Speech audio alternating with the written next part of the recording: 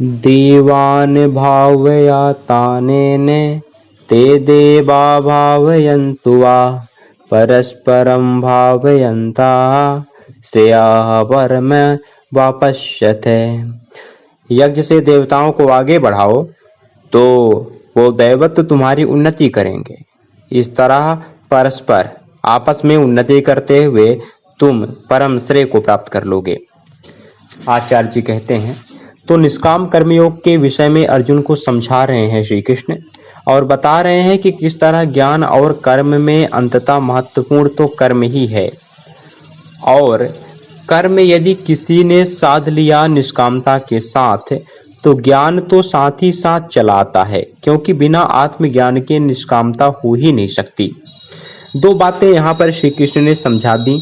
पहला, ज्ञान और कर्म अलग अलग नहीं है।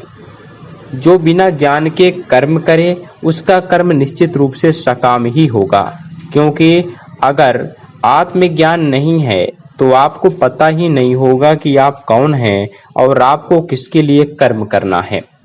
जब आप नहीं जानते कि आपको किसके लिए कर्म करना है तो आप अनिवार्यतया बस अपनी कामनाओं की पूर्ति के लिए ही कर्म करते रहते हैं। कर्म तो सब जानवर वगैरह भी कर रहे हैं ना, कर्म तो सब अनाड़ी अज्ञानी लोग भी कर रहे हैं ना। वो नहीं जानते, उन्हें कोई आत्मज्ञान नहीं है, लेकिन कर्म तो सभी कर रहे हैं। तो वो सारा कर्म किसके लिए कर रहे हैं? फिर वो अपनी कामनाओं की पूर्ति के लिए कर रहे हैं।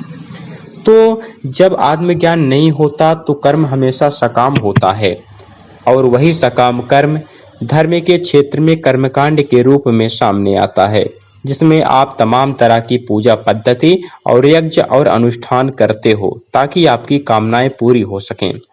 आपके मंत्रों में भी अर्थ और भाव यही निहित होता है कि मैं तुमको फलानी सामग्री अर्पित कर रहा हूँ, हे देव, लो मेरी इच्छाएं पूरी कर दो। ठीक है, तो व्यवहारिक तौर पर जो सकाम कर्म है वही धार्मिक क्षेत्र में कर्म कांड बन जाता है। इसीलिए श्री कृष्ण बार बार कर्मकांड से बचने को कह रहे हैं अर्जुन को। अब निष्काम कर्म के लिए ही श्री कृष्ण एक दूसरा बड़ा रोचक और सुंदर नाम दे रहे हैं। वो क्या है? यज्ञ। निष्काम कर्म का ही दूसरा नाम है यज्ञ, कि जिसमें जो तुमसे ऊपर है उसको तुम आहुति दे रहे हो। तुम कह रहे हो जो मेरे पास है वो मेरे लिए नहीं होना चाहिए, जो मेरे पास है वो मुझसे आगे के किसी उद्देश्य को अर्पित होना चाहिए, जो मेरे पास है वो मुझसे बड़े किसी उद्देश्य को अर्पित होना चाहिए। इसे यज्ञ कहते हैं। उसी यज्ञ के बारे में 11वें श्लोक में क्या कह रहे हैं? कह रहे हैं, यज्ञ से देवताओं को आगे बढ़ाओ, अर्थात अपने भीतर के दैवत्व को आगे बढ़ाओ तो वो दैवत्व तुम्हारी उन्नति करेंगे। तुम जब यज्ञ करते हो, देखिए कितनी रोचक बात है, तुम जब यज्ञ करते हो तो तुम अपने भीतर के देवत्व को आगे बढ़ाते हो, और जब तुम्हारी भीतर का देवत्व जब तुम्हारे भीतर का देवत्व आगे बढ़ता है तो वो तुमको आगे बढ़ाता है। इस तरह परस्पर आपस में उन्नति करते हुए तुम परम श्रेय प्राप्त करते हो। ये क्या बात है? बात यह है कि आपके भीतर आपके ही मन के दो खंड होते हैं। एक खंड वो जो आत्मा की ओर आकर्षित होता है, जो आपको मान लीजिए इस जैसे किसी अवसर पर इस स्थान पर लेकर के आया है, और आपके ही भीतर मन का एक दूसरा खंड है ना, जो आपको रोक रहा था यहाँ आने से, अड़चन पैदा कर रहा था, यह संदेह बता रहा था ऐसा हुआ था कि नहीं। तो मन के दो खंड है भीतर, एक जो आत्मा की ओर झुक रहा है और एक जो भौतिकता की ओर, संदेह की ओर, संसार की ओर झुका हुआ है। कृष्ण कह रहे हैं, जब तुम यज्ञ करते हो, जब तुम सही काम में स्वयं को, अपनी ऊर्जा, अपने संसाधन, अपने समय, अपनी निष्ठा को लगाते हो, तो तुम्हारे ही मन का वो हिस्सा शक्ति पाता है, वर्धन पाता है, जो आत्मा की ओर झुका हुआ है। निष्काम कर्म करके तुम अपने भीतर की सच्चाई को पोषित कर देते हो, ताकतवर बना देते हो, बढ़ा देते हो। और जब तुम्हारे भीतर की सच्चाई बढ़ जाती है तो वो तुमको बढ़ा देती है।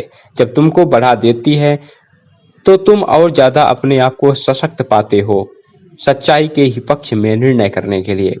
तो इस तरह से एक सुंदर चक्र निर्मित हो जाता है। तुम अपने भीतर की सच्चाई को लगातार वर्धित कर रहे हो, बढ़ा रहे हो, और जब वो बढ़ती है तो वो तुम्हारी जिंदगी को बढ़ा देती है। कृष्ण कह रहे हैं, इस तरह परस्पर एक दूसरे को बढ़ाते हुए तुम परम कल्याण तक भी पहुंच जाते हो। हाथ घुमाते हुए ऐसे ऐसे स्पाइरल ऐसे घुमाते घुमाते तुमने उसको बढ़ाया, उसने तुमको बढ़ाया, और कुल मिलाकर के दोनों बढ़ते जा रहे हैं। अंततः दोनों आकाशलीन हो गए, दोनों अंततः उच्चतम अवस्था को प्राप्त हो गए। ये जीवन जीने का ही सूत्र बता दिया यहाँ कृष्ण ने। तुम तय करो कि तुम्हें अपना निर्माण किस तरह से करना है। तुम्हारे भीतर जो दो पक्ष हैं, ये तुम तय करोगे कि उसमें से किस पक्ष को तुमको प्रबलता देनी है, कोई और नहीं है। जीवन यज्ञ सा रखोगे तो तुम्हारे भीतर जो सच्चा है, सुंदर है, तुम उसको बढ़ाते चलोगे। और जीवन को अगर कामनाओं की पूर्ति में लगा दोगे तो तुम्हारे भीतर जो घटिया है, कुरूप है, बेढंगा है, तुम उसकी वृद्धि करते चलोगे। जीवन इसलिए नहीं है कि तुम्हारे भीतर जो कचरा है तुम उसको और बढ़ा दो, और भीतर आपके दोनों चीजें मौजूद हैं, देवता भी राक्षस भी, काला भी सफेद भी, प्रकाश भी अंधकार भी। थोड़ी देर पहले मैं बात कर रहा था ना कि एक चीज महत्वपूर्ण होती है, निर्णय, फैसला। ये निर्णय आपको करना है कि अपने भीतर किस चीज को आपको संवर्धित करना है, किस चीज को आपको बढ़ाना है। अपने भीतर के देवता को आप बढ़ाएंगे, वो देवता आपको बढ़ा देगा। आप अपने भीतर के दानव को बढ़ाएंगे, वो आपकी जिंदगी बर्बाद कर देगा। आचार्य प्रशांत हम सबके कल्याण के लिए, उत्थान के लिए प्रयासरत हैं। आप आगे आइए और संस्था को